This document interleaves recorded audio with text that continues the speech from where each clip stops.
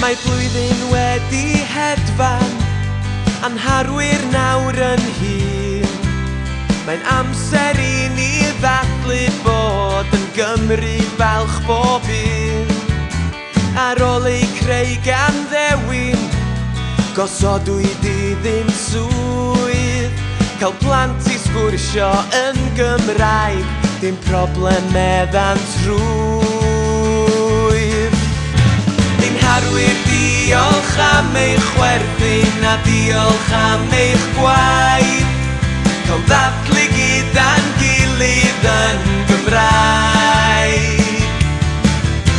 Ni'n harwyr diolch am eich chwerthin a diolch am eich gwaith. Cael ddathlu gyda'n gilydd yn Gymraeg. Gilydd yn Gymraeg. Yn Gymraeg.